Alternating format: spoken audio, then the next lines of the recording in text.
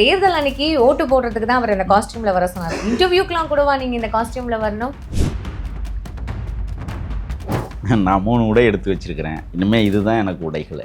இதுதான் permanent யூனிஃபார்மா sir? இல்ல, தமிழர்களின் மானம் காக்கிற உடையாக நான் பார்க்கிறேன். இவ்வளவு தூரம் உறுதியா எப்படி சார் சொல்றீங்க டிவிகே ஜெயிக்கும் அப்படின்னுட்டு? 2 கோடி வாக்காளர்களை பெற்றிருக்கிற மாபெரும் மக்கள் இயக்கமாக தமிழக வெற்றிக் கழகம் இன்றைக்கு தமிழகத்தில் பவனி வர துடித்திருக்கிறது என்றால், நீ பார்த்தீங்கல்ல கிளாம்பாக்கம் பேருந்து நிலையம்,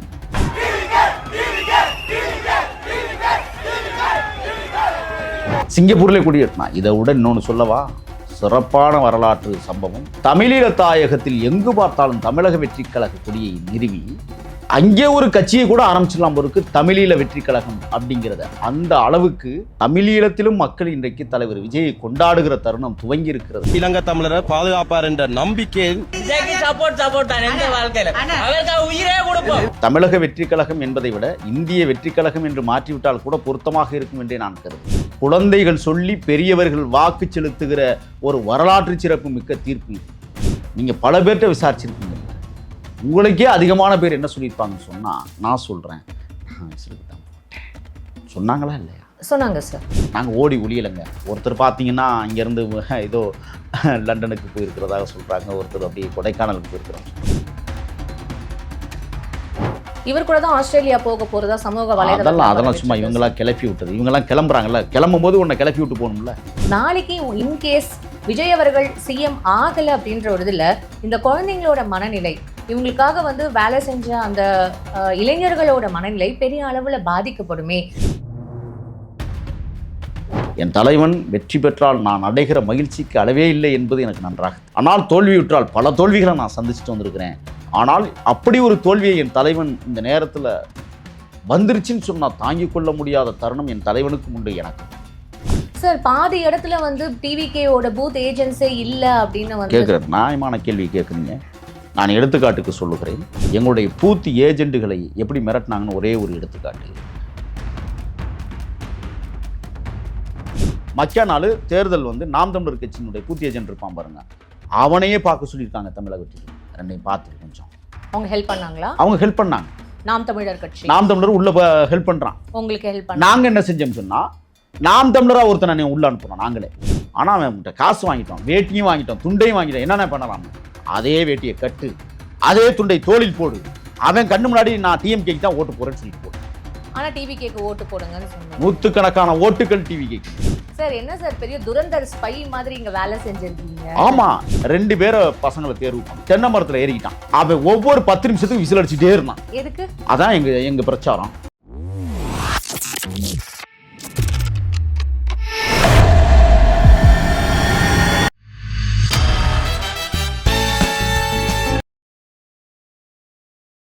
பிபிடி சினிமா நேயர்கள் அனைவருக்கும் வணக்கம். இன்னைக்கு நம்மளோட தாவேகாவோட மாநில செய்தி தொடர்பாளர் முகிலவர்தான் அஞ்சிருக்கார நிகழ்ச்சிக்கு போகலாம். சார் வணக்கம். சார் வணக்கம். எப்படி சார் இருக்கீங்க? நலமா இருக்கம்மா. உண்மையாவே ரொம்ப தாவேகா தான் இருக்கிறதுலேயே ரொம்ப ஹாப்பியான ஒரு கட்சியா இப்ப சமூக வலைதளத்திலையும் நாட்டிலையும் இருக்கிற மாதிரி பேசப்படுது. தேர்தல் அன்னைக்கு ஓட்டு போடுறதுக்கு தான் அவர் இந்த காஸ்டியூம்ல வர சொன்னார். இன்டர்வியூக்கெல்லாம் கூடவா நீங்க இந்த காஸ்டியூம்ல வரணும்? நான் 3 உடை எடுத்து வச்சிருக்கிறேன். இனிமே இதுதான் எனக்கு உடைகள். இதுதான் பெர்மனன்ட் யூனிஃபார்மா சார்? இல்லை, தமிழர்களின் மானம் காக்கிற உடையாக நான் பார்க்கிறேன். ஏன்னா சின்ன வயசில் கபடி விளையாடுகிற போது பள்ளிக்கூடத்தில் கொடுத்த காக்கி டவுசர் பாவடை மாதிரி பிஞ்சு கவட்டுக்குள்ளே கையை விட்டுக்கிட்டு 3 நாள் பள்ளிக்கூடம் வராமல் அந்த டவுசரோடு ஓடி போய் வீட்டில் தங்கி அப்பா தச்சு தர மாட்டாரான்னு ஏங்கி இருந்த காலம் ஒன்று இருந்தது. அதுக்கு பிறகு அப்பாவுடைய நண்பர் தான் வாத்தியார். அவர் வந்து ஒரு காக்கி டவுசர் எடுத்துகிட்டு வந்து கொடுத்து 3 நாட்கள் கழித்து பள்ளிக்கூடம் போன சின்ன ஒரு வயசினுடைய பருவத்து நினைவுகள் என்னை காயப்படுத்தியது. அதே உடையும் இன்றைக்கு உங்களிடத்திலே நான் உட்கார்ந்திருக்கிறேன் என்று சொன்னால் என் தலைவன் விஜய் அவர்கள் எனக்கு காட்டிய வழி. நீ எந்த காக்கி டவுசரை கிழித்து தொங்க விட்டு அவமானப்பட்டு ஓடிப்போனாயோ அதே காக்கி போன்ற நிறத்தை உனக்கு தருகிறேன் என்று சொல்லியிருப்பார் போல். இன்றைக்கு அந்த உடை எங்களுக்கு கைகளில் கிடைத்திருக்கிறது என்றால் நாங்கள் எங்கள் மானத்தை காப்பதற்காக இதை போடவில்லை, தமிழர்களுடைய மானத்தை காப்பாற்றுவதற்காக போடுறோம். இப்போ டிவிகேக்குன்னு வந்து இது ஒரு யூனிஃபார்ம் மாதிரி பார்க்க ஆரம்பிச்சிட்டாங்க சார். எனக்கு தெரிஞ்சு எல்லாருமே இப்போ இந்த ட்ரெஸ்ஸை போட்டாலே ஓ இது வந்து தனி பெருந்தன்மையா ஓகே இவங்கெல்லாம் டிவிகே அப்படின்னு சொல்லாம சொல்ற மாதிரி இது ஒரு கிரியேட் ஆன மாதிரி இருக்கே சார். நீங்கள் துண்டு போட்டு அடையாளப்படுத்திய திராவிட இயக்கங்களுக்கு மத்தியில் உடலை மறைத்து மானம் காக்கிற உடைய நிறத்தை கொண்டு போடுகிறோம் என்றால் அதுதான் அவங்களுக்கும் எங்களுக்கும் உள்ள வித்தியாசம். அவர்கள் தோளிலே போட்டார்கள் உயர்வையை துடைக்க, நாங்கள் உடம்பிலே போர்த்தினோம் மானத்தை காக்க. ரெண்டுக்கும் வித்தியாசம் நிறைய இருக்குது. ஆகையால் திராவிட இயக்கத்தோடு எங்களை நீங்கள் ஒப்பிட்டு விடக்கூடாது. எங்களுக்கென்று ஒரு தனி பான்மை இருக்கிறது, எங்களுக்கென்று ஒரு கம்பீரம் இருக்கிறது. என் தலைவன் உருவாக்கிய அந்த கொடியில் ஒரு வீரம் இருக்கிறது.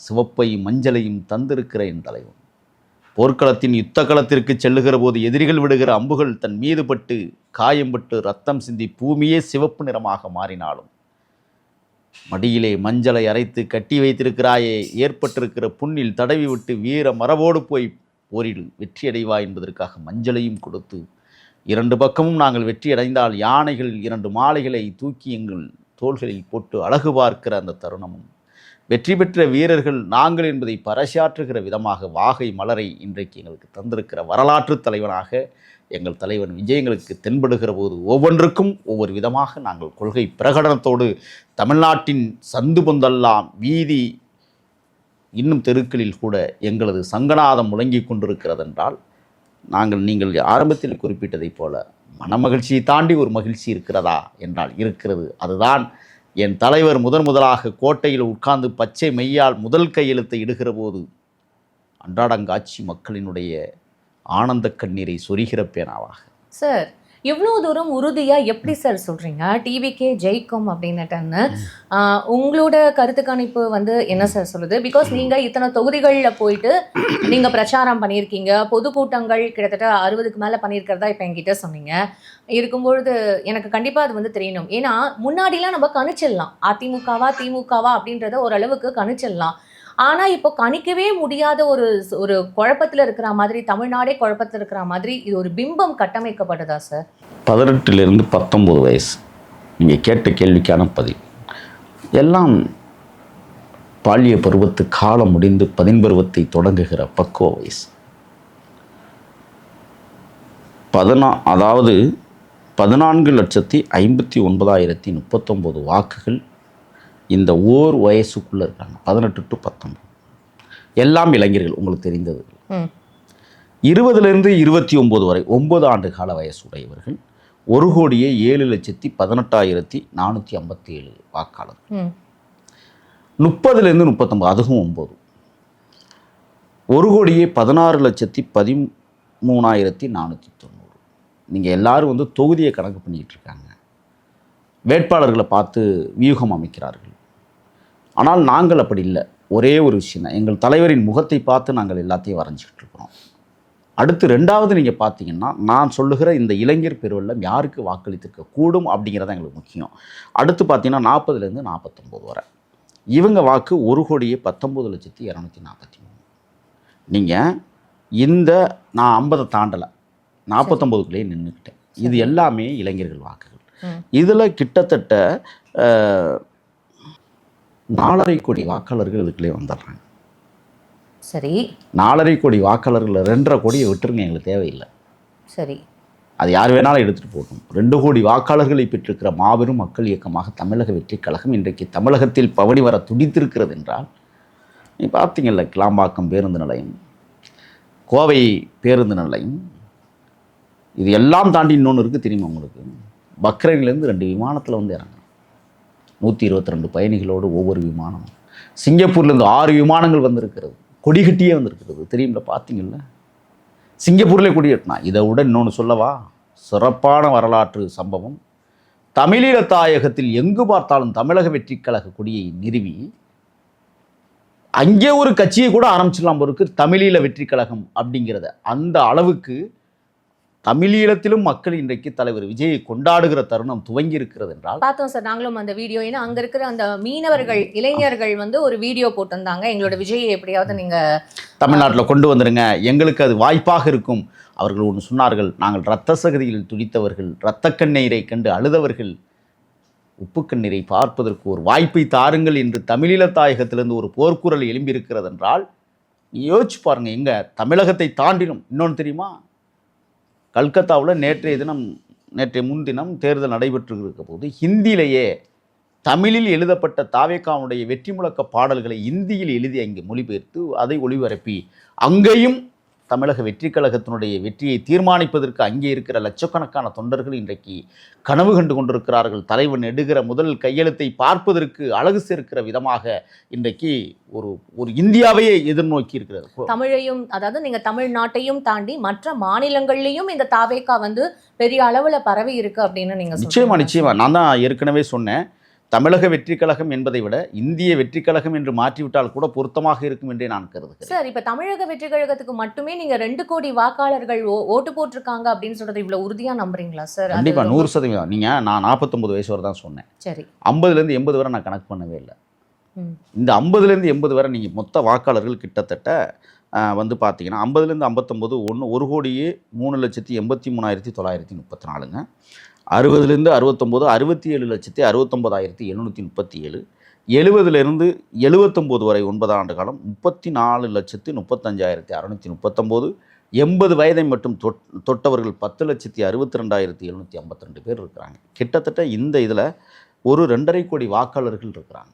இதுலேயும் இந்த 2.5 கோடியில் 2 கோடியை யார் வேணாலும் பெறட்டும், எங்களுக்கு ஆட்சேபம் இல்லை. ஏன்னா குழந்தைகள் சொல்லி பெரியவர்கள் வாக்கு செலுத்துகிற ஒரு வரலாற்று சிறப்பு மிக்க தீர்ப்பு இது. நாங்கள் 50 லட்சம் வாக்குகள் தான் நான் யோசிக்கிறோம், 50லேருந்து 80 வயசு வரை.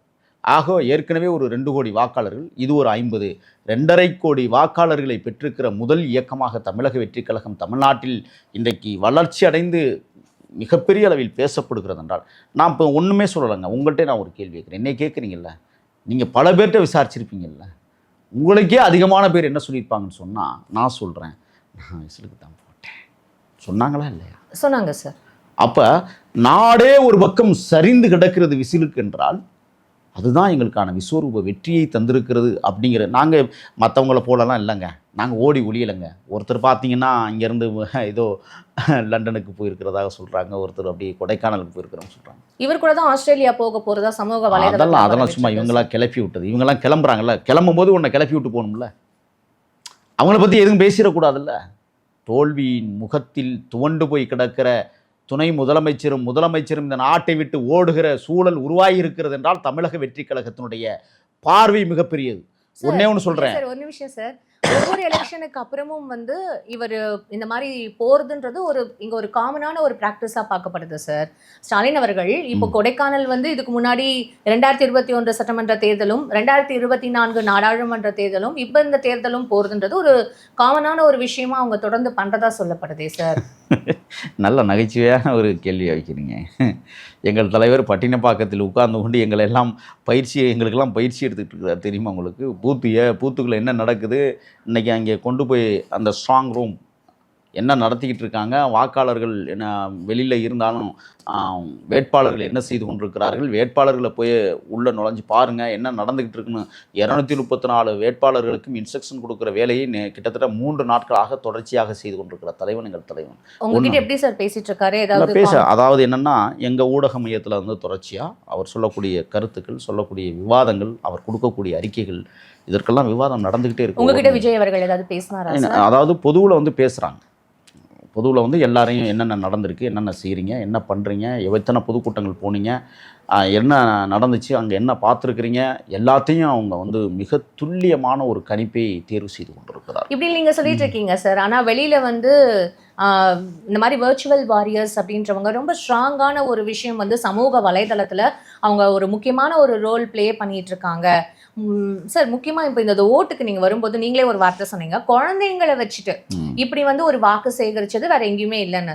இது இன்னொரு பக்கம் ஒருத்தர் வந்து கேஸே போட்டிருக்காருல்ல சார், விசிகா கட்சி சார்ந்தவங்க ஒரு கேஸ் போட்டிருக்காங்க. அது மட்டும் இல்லாமல் நிறைய பேர் என்ன சொல்கிறாங்க அப்படின்னா, நாளைக்கு இன்கேஸ் விஜய் அவர்கள் சிஎம் ஆகலை அப்படின்ற ஒரு இதில் இந்த குழந்தைங்களோட மனநிலை, இவங்களுக்காக வந்து வேலை செஞ்ச அந்த இளைஞர்களோட மனநிலை பெரிய அளவில் பாதிக்கப்படுமே, இதை எப்படி வந்து விஜய் அவர்கள் ஹேண்டில் பண்ண போகிறாங்கன்ற ஒரு கேள்வி இங்கே இருக்குல்ல? இல்லை, அந்த கேள்விக்கெல்லாம் இன்னும் இல்லைங்க. வெற்றி பெறப்போவது நாங்கள் தான். நீங்கள் கேட்ட கேள்விக்காக ஒன்று சொல்கிறேன். கள்ளக்குறிச்சி கருணாபுரத்தில் நடைபெற்ற கள்ளச்சாராய மரணத்தில் ஒரு தகப்பனும் ஒரு தாயும் ஒரு வீட்டிற்குள் துடிக்க துடிக்க இறந்து போன நிகழ்வை ஒரு பையனும் ஒரு பொண்ணும் பார்த்து கொண்டு தன் தகப்பனும் தாயும் துடிக்க துடிக்க சாகிற அந்த கண்கொள்ளாத காட்சி.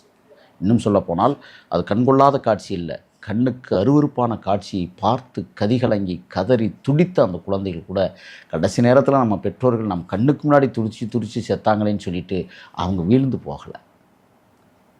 அவங்க தைரியமாக நின்னாங்க. நான் போய் அந்த குழந்தைகளை பார்த்தேன், தைரியம் சொல்லியிருக்கிறோம், தெம்பை ஊட்டியிருக்கிறோம். அந்த குழந்தைகளை இன்றைக்கு சமூகத்தில் நான் உயர்ந்து காட்டுவேன் என்கிற உன்னத நோக்கத்தோடு களத்தில் நின்று போராடுகிற குழந்தையாகத்தான் அந்த 2 குழந்தைகள் நிற்கிது. அதை விட இது மோசமானதல்ல. இது தேர்தல். குழந்தைகளை பக்குவப்படுத்துவாங்க பெற்றோர்கள். எங்களுக்கு தெரியும். இப்போ நான் இருக்கிறேன், என் தலைவன் வெற்றி பெற்றால் நான் அடைகிற மகிழ்ச்சிக்கு அளவே இல்லை என்பது எனக்கு நன்றாக தெரியும். ஆனால் தோல்வியுற்றால் பல தோல்விகளை நான் சந்திச்சுட்டு வந்திருக்கிறேன். ஆனால் அப்படி ஒரு தோல்வியை என் தலைவன் இந்த நேரத்தில் வந்துருச்சுன்னு சொன்னால் தாங்கிக் கொள்ள முடியாத தருணம் என் தலைவனுக்கும் உண்டு, எனக்கும் உண்டு. ஆனால் அப்படி ஒரு தோல்வியை இந்த மக்கள் எங்களுக்கு கொடுக்க மாட்டார்கள் என்கிற அசாத்தியான நம்பிக்கை எங்களுக்கு உண்டு. ஏன் நான் களத்தில் நான் நேரடியாக பார்த்தேன். எங்கள் தலைவர் களத்துக்கு போனார். செல்லுகிற இடமெல்லாம் உங்களுக்கு தெரியும், மிக சிறப்பான ஒரு வரவேற்பை தமிழ்நாட்டு மக்கள் கொடுத்தார்கள். ஏன் ஒரு சாதாரணமானவன் ஆடு மாடு மேய்த்த என்னை, உணவகங்களில் வேலை செய்த என்னை ஒரு மாநில செய்தி தொடர்பாளராக்கி மக்கள் மன்றத்தில் நீங்களும் செல்லலாம் என்று தமிழ்நாடு முழுவதும் என்னை அனுப்பி வைத்து அழகு பார்த்த தலைவன். நான் போகிற போது கூட ஆயிரக்கணக்கிலே மக்கள் கூடி வந்து கரவொலி எழுப்பி என் கருத்தை செவிமடுத்து கேட்டு கைதட்டினார்களே, அது எவ்வளோ பெரிய சிறப்புன்னு நீங்கள் நினைக்கிறீங்க? என்னுடைய தேர்தல் பிரச்சாரங்களில் நான் வைத்த விவாதங்கள், நான் சொல்லிய அந்த தருணங்கள், மக்கள் ஆர்ப்பரித்து சென்றார்கள், கைகுலுக்கினார்கள். செல்ஃபி எடுப்பதற்கு 1 மணி நேரம் எனக்கு தேவைப்பட்டது, ஒரு சாதாரணமானவனை.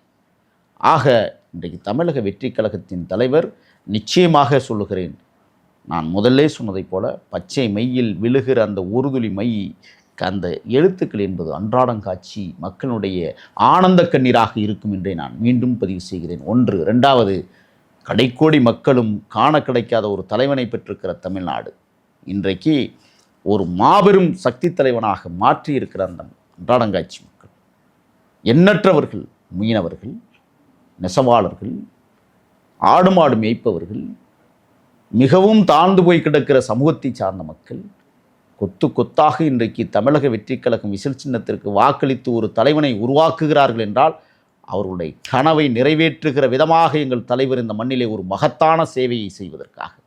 இப்போ நீங்க மக்கள்கிட்ட போகும்பொழுது நீங்க சொல்றீங்க ஏகோபித்த வரவேற்பு இருக்கு அப்படின்னு. அப்போ நீங்க பிரச்சாரம் பண்ண இடங்கள்ல மக்கள் உங்ககிட்ட வந்து பேசுற செல்ஃபி எடுக்கிறதுக்கே உங்களுக்கு இந்த மாதிரிலாம் ஆச்சுன்னா, அப்போ எல்லா மக்களுமே உங்களுக்கு அவ்வளோ சப்போர்ட் கொடுத்துருக்காங்கன்னு நீங்க நம்புறீங்களா சார்? அதாவது இது எல்லாம் ஏன் தெரியுமா இந்த கேள்வி வருது, திரும்பியும் இதே கேள்வினா இதெல்லாம் வாக்கா மாறுமா அப்படின்ற ஒரு கேள்வி இன்னுமே இங்க பேசப்பட்டு இல்லை, வாக்கா மாறிடுச்சு. மாறுமாங்கிறதெல்லாம் இன்னமே வந்து நீங்கள் இதே தான் சொன்னாங்க.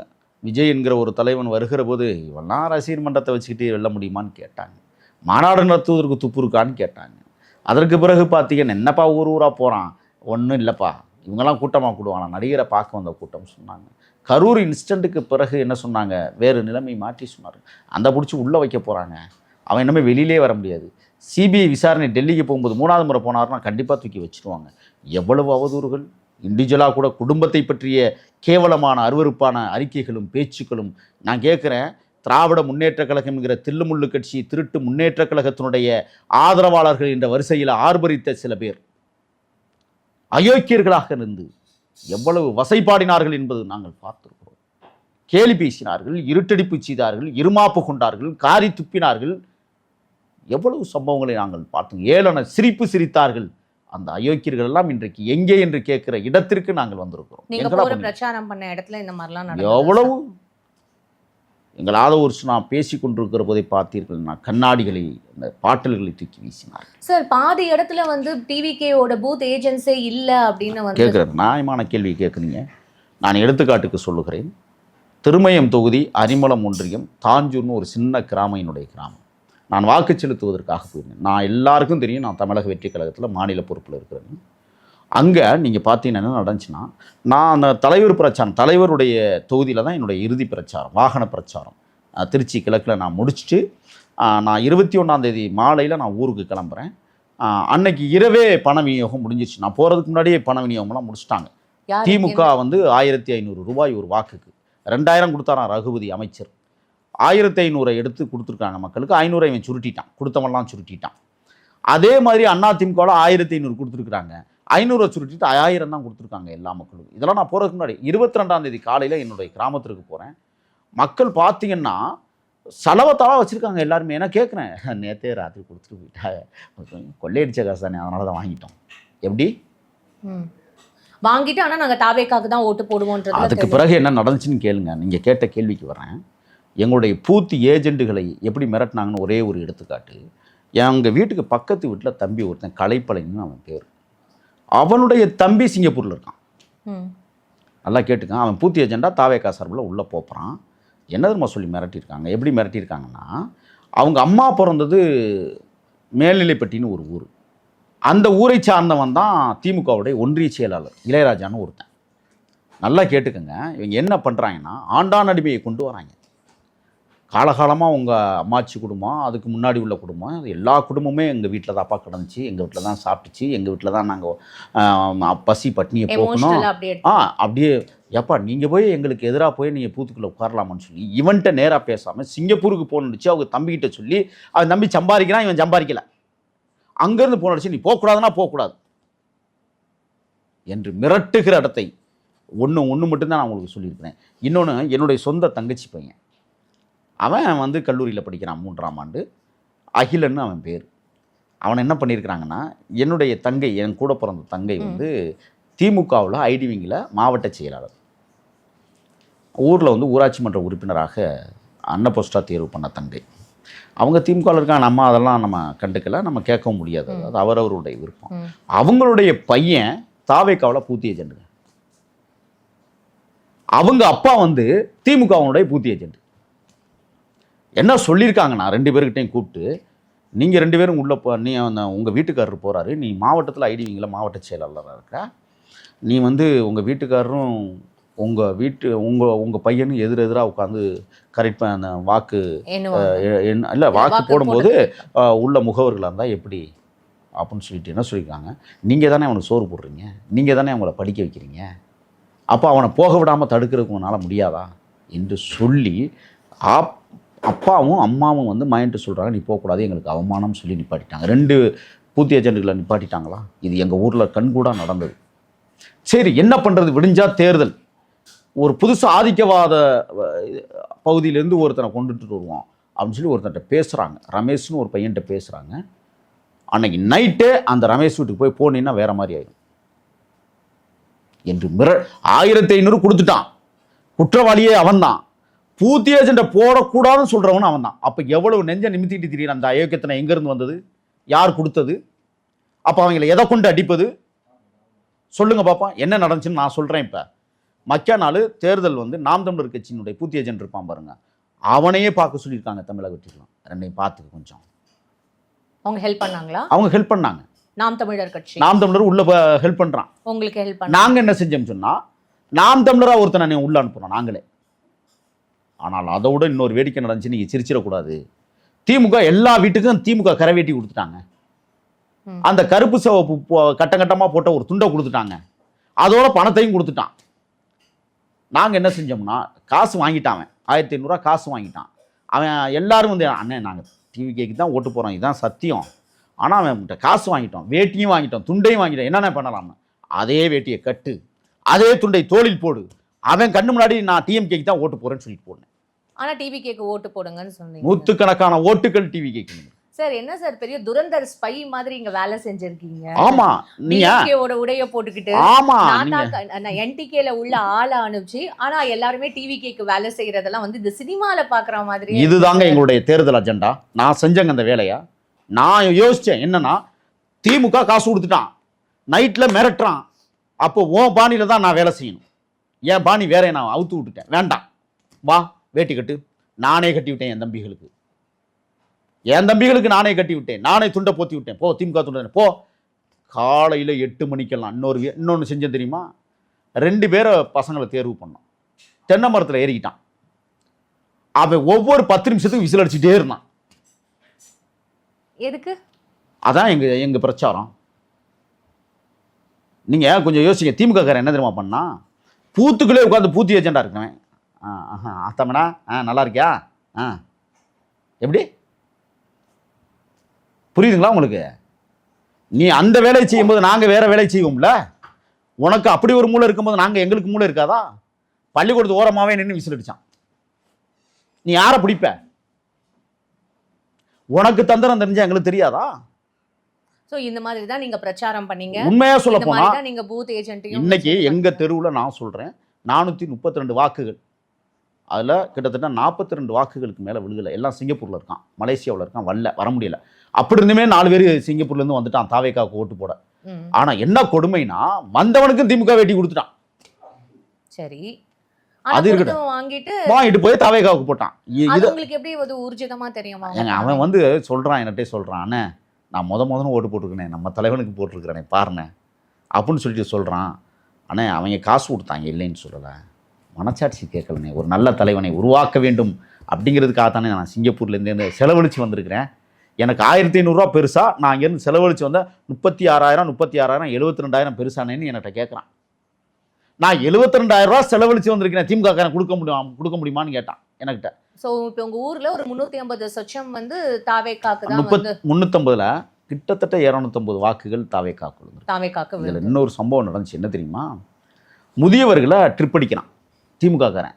நான் முடிவு பண்ணிட்டேன், ஓகே நீ வந்து ட்ரிப் அடி, எங்கள்கிட்ட காசு இல்லை, உன் காசில் ட்ரிப் அடி, ஓட்டு யாருக்கு? கூட்டிட்டு போகிறது. இதில் என்ன செஞ்சாங்கன்னா அவங்க நுணுக்கமாக பூத்துக்குள்ளே ஒன்றாந்து இறக்குனாங்க, பூத்து வாசல்லையே. நான் கேட்டேன், சரி முடியாதவங்க பூத்தில் ஒன்றாந்து இறக்குறீங்க, மகிழ்ச்சி. வந்து கூட்டிகிட்டு வந்தவங்களாம் எல்லாம் நம்ம தாவேக்காவுக்கு போட்டான். எடுத்துக்காட்டு நான் சொல்கிறேன், எங்கள் அப்பா முடியாத ஒரு 80 வயசு, சுப்பையான்னு பேர். அவர் எங்கள் வீட்டிலே முடிவு பண்ணிட்டார். எங்களெல்லாம் மாற்றினதே அவர் தான், உண்மையிலே சொல்ல போனோம். அவர் பயங்கரமான ரெட்டலை வெறிங்க. அந்த காலத்துலேருந்து எம்ஜிஆர் பக்தர். அவர் சொல்கிறார், என் தங்கச்சி தான் ஏற்றிருக்கு திமுக வண்டியில். ஏன்னா என் தங்கச்சி ஐடிவிங்கில் இருக்குல்ல, அது என்கிட்ட வந்து என்ன கேட்டுச்சு, அண்ணே நான் என் அப்பாவை ஏற்றிட்டு போகிறேன், அவர் யாருக்கு வேணாலும் ஓட்டு போடட்டும், பார்க்குறவன் தப்பாக நினைப்பான். எப்படி? நான் கேட்டேன், ஏத்தா உன்னே பார்க்குறவன் தப்பாக நினைப்பானா, என்னை பார்த்தா தப்பாக நினைக்க மாட்டானா? நான் கேட்டேன். அப்பவும் நாங்கள் விட்டு கொடுத்தோம். அப்பாவை தானே ஏற்றிட்டு போகிறா, சரி ஏற்றிட்டு போ, விட்டாச்சு. அங்கே என்ன தெரியுமா நடந்தது? வயதானவர்கள்னு சொல்லிட்டு கொண்டே கிட்டத்தில் விட்டுட்டு கியூவில் நிற்க விட்றாங்க, வெயிலில் நிற்க விட்டான். நான் கேட்டேன், வயதானவர்னு சொல்லி வண்டியில் ஏற்றிட்டு வந்து விடுறீங்க, மகிழ்ச்சிக்குரியது, வரிசையில் நிப்பாட்டியில் இது எந்த விதத்தில் நியாயம்னு கேட்டேன். பிரச்சனை தொடங்கிட்டான். என்னை அடிப்பதற்கு பாய்ந்தார்கள் திமுககாரர்கள். சில தற்குறிகள் இருக்கான் ஊரில், ஏதோ ஸ்டாலின் அவன் தாய்மாமை மாதிரி, உதயநிதி ஸ்டாலின் சொந்த மச்சினை மாதிரி பொண்ணு கொடுத்தது மாதிரியே பண்ணுறாங்க. அவங்களும் அதே மாதிரி உங்களை கேள்வி கேட்பாங்க. ஒரு விஷயம், இவ்வளோ வெறித்தனம் இல்லை எங்கள்கிட்ட, நாங்கள் பூத்தே போடலையே. ஆனால் வாக்கு யாருக்கு விழுந்தது? இந்த வியூகத்தை நாங்கள் அமைத்தோம். இங்கே வா, பூத்து போடாத, ஓட்டை கேட்காத, விழுகிற ஓட்டெல்லாம் நமக்கு தாங்கிறத நாங்கள் உறுதிப்படுத்தினோம். எப்படின்னா நீங்க வந்து அந்த துரந்தர் ஸ்பை மாதிரி உங்க ஆளுங்களே உள்ள அனுப்பிச்சிட்டோம். விசிலும் வந்து எப்படி 10 நிமிஷம் இது பண்ணும்போது மக்களும் அதை புரிஞ்சுக்கிட்டாங்க. ரொம்ப எளிமையா புரிஞ்சுக்கிட்டாங்க. போலீஸ் தேடுது விசில் அடிக்கிறவனை, எப்படி கண்டுபிடிக்க முடியும்? நாங்க 4 திசையில ஆள் நிப்பாட்டினோம் விசில் ஊதுறதுக்காக. சரி, உண்மையாவே ஒரு மூவி பாக்குற மாதிரி தான். ஆமாங்க, அதைத்தான் சொல்றேன். நான் தென்னை மரத்துல ஏத்திட்டோம். ஒரு துரந்தர் ஸ்பையை உள்ள அனுப்பி இருக்கீங்க. 2 ஸ்பை அனுப்புனோம் நாங்க. 2 ஸ்பையை உள்ள. நாகராஜன் ஒரு தம்பி. சரி, எதுக்கு சார் பேரெல்லாம் சொல்றீங்க? இல்ல நான் சொல்றேன், ஓப்பனா சொல்றேன். எதுக்காகனா இந்த அளவிற்கு எங்களை முடக்கணும்னு நினைச்ச திமுக நாங்க முடக்கணும்னு முடிவெடுத்தோம். இரவு உட்கார்ந்து பேசுறோம். இவங்க போய் வியூகம் போட்டிருக்கான், விடிஞ்சா என்ன வியூகத்தை மாற்றணும், எப்படி மாற்ற போறோம், எந்த மாதிரி வியூகத்தை உடைக்க போறோம், இதெல்லாம் நாங்கள் செய்த சூழ்ச்சிகள். இன்றைக்கு எங்க கிராமத்துல அடிச்சு சொல்றேன், தாவேக்கா மிகப்பெரிய வெற்றி எங்க கிராமத்துல நிலைநாட்டிருக்கு. அது காரணம் என்னன்னு சொல்றேன்னா, என் கிராம நடிகர் கருணாஸ் பிறந்த ஊர். அவன் சொல்ல மாட்டான், நான் சொல்றேன். மாவட்ட செயலாளர் பிறந்த ஊர் என் ஊர். மாவட்ட செயலாளர் அக்கா கட்டியிருக்கிறது என் ஊர். மாவட்ட செயலாளருடைய உறவு எல்லாம் எங்க ஊர். திமுக ஊரே திமுகன்னு காட்டுறான். ஆனால் தாழ்த்தப்படுத்தப்பட்டவர்களும் ஆதிக்க சாதியினரும் தனித்தனியாக நின்றார்கள். ஆனால் வாக்கு யாருக்கு விழுந்தது என்றால், ஒரு சமூக கட்டமைப்பை ஒன்று சேர்ப்பதற்கு, ஜாதி வெறியை உடைப்பதற்கு தமிழக வெற்றி கழகம் அமைதியாக நின்று அனைவரிடத்திலும் எப்படி வாக்கை உள்ளே கொண்டு போய் போட வைப்பது என்கிற வியூகத்தை அமைத்தோம். அந்த வியூகம் எங்களுக்கு வெற்றியை தந்திருக்கிறது. ஆக எங்கள் கிராமத்தில் நாங்கள் வியூகம் அமைத்து இன்றைக்கு 1800 ஓட்டு எங்கள் பூத்தில் 2 பூத்து இருக்குது. 1600 ஓட்டு விழுந்திருக்கு. 1600 ஓட்டில் குறைந்தது நாங்கள் ஒரு 700 வாக்குகளை பெறுவதற்கான இடத்தை இன்றைக்கு தக்க வச்சிருக்கிறோம்னு சொன்னால் எங்களுடைய வியூகம் மட்டுமல்ல, எங்களுடைய ராஜதந்திரம்.